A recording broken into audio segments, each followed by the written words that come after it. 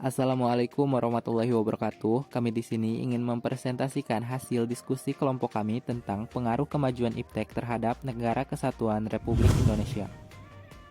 Sebelum masuk ke materinya, perkenalkan kami dari kelas 12 MIPA 2, kelompok 5 yang terdiri dari Arya Triwildan, Muhammad Ajiji, Neng Diana, Ridwan, dan Rosmawati. Sebelum lebih jauh mengenal apa itu iptek, ada baiknya jika kamu memahami dulu pengertian ilmu pengetahuan dan teknologi. Sesuai namanya, ilmu pengetahuan dan teknologi, iptek dapat dikatakan sebagai segala hal yang berhubungan dengan teknologi, baik itu penemuan terbaru yang bersangkutan dengan teknologi ataupun perkembangan di bidang teknologi itu sendiri. Berbincang tentang perkembangan iptek di Indonesia tentu tidak bisa lepas dari peranan teknologi informasi yang terus berkembang. Sebagai satu di antara negara berkembang di Asia, penggunaan teknologi di Indonesia tergolong pesat.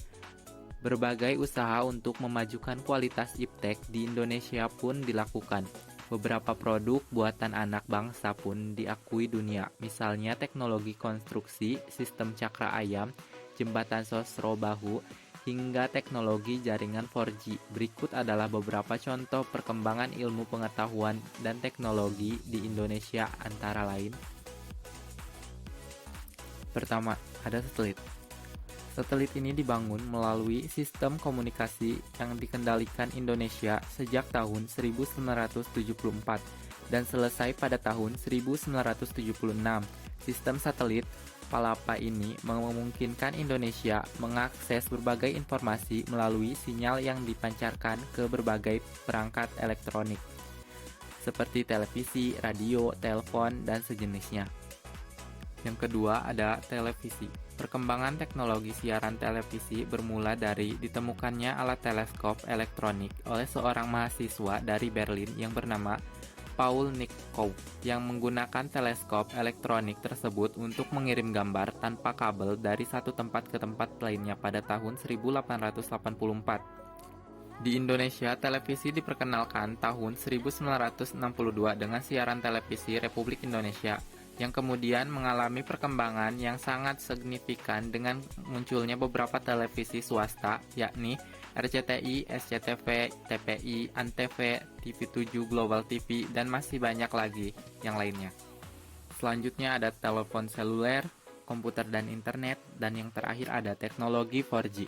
Membahas jaringan internet dan seluler tentu tidak bisa lepas dari teknologi 4G. Siapa sangka teknologi jaringan dengan koneksi cepat ini ditemukan oleh orang Indonesia. Ya, benar sekali, teknologi 4G ternyata ditemukan oleh Profesor muda asal Kediri, Jawa Timur bernama Profesor Dr. Khairul Anwar. Beberapa aplikasi yang paling populer pada saat pandemi COVID-19. Di sini dapat kita lihat bahwa aplikasi Zoom dan TikTok menempati urutan pertama dan kedua pada saat pandemi COVID-19.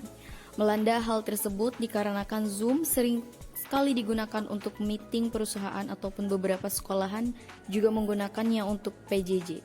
Dan TikTok menempati urutan kedua dikarenakan mungkin banyak orang yang butuh hiburan di kala pandemi tidak boleh kemana-mana dan TikTok pun menjadi salah satu hiburan bagi masyarakat umum, terutama anak-anak muda. Aplikasi TikTok. Apa sih aplikasi TikTok? TikTok adalah sebuah jaringan sosial dan platform video musik Tiongkok yang diluncurkan pada September 2016 oleh Jong ini pendiri Toutiao. Aplikasi tersebut membolehkan para pemakai untuk membuat video musik pendek mereka sendiri. Dampak positif pada TikTok sebagai salah satu aplikasi yang dapat mendorong kreativitas seseorang dalam membuat suatu karya. Aplikasi untuk mengekspresikan kreativitas khususnya dalam pembuatan video. Aplikasi TikTok sendiri merupakan platform untuk membuat video dengan efek spesial dan unik dengan mudah. TikTok juga menyuguhkan berbagai macam musik untuk latar video, sehingga penggunaannya dapat menciptakan video yang lebih menarik. Dampak negatif pada TikTok. Beberapa dampak negatif, di antaranya secara tidak langsung remaja sering bergoyang ria. Secara tidak langsung, TikTok menjadi penyebab generasi remaja untuk suka bergoyang ria. Ada yang biasa saja dan ada yang luar biasa. Luar biasa keterlaluan. Bahkan ada beberapa remaja dan anak-anak bergoyang ria yang tidak wajar. Selanjutnya, membuat video yang tidak wajar, membuat video yang tidak sewajarnya. Bahkan tidak hanya remaja saja, mereka melibatkan anak-anak kecil dalam pembuatan video TikTok. Demi respon yang banyak dari netizen, berani bernyanyi lagu dan berakting orang dewasa. Selanjutnya, terdapat banyak video tidak pantas untuk ditiru. Terdapat banyak video yang tidak pantas menjadi contoh yang tidak baik bagi perilaku remaja dan anak zaman sekarang. Mungkin kita juga sudah sama-sama tahu banyaknya video dengan aksi-aksi yang tidak pantas dilakukan. Penggunanya yang meleceng kepada penistaan agama seperti membuat video berjoget bersama saat melaksanakan sholat.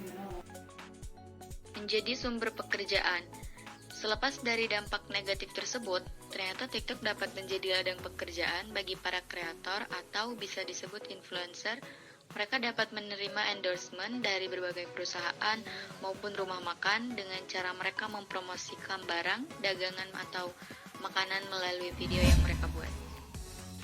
Meskipun TikTok dikenal dengan aplikasi unggahan video joget-joget, ternyata banyak juga konten kreator yang membuat video edukasi, tutorial mengedit, tata cara membuat PC yang baik dan benar, dan masih banyak lagi. Ternyata, meskipun TikTok banyak segi negatifnya, TikTok dapat menjadi lahan pekerjaan bagi mereka yang bisa berkarya dan ingin berkarya. Sekian dari kami. Wassalamualaikum warahmatullahi wabarakatuh.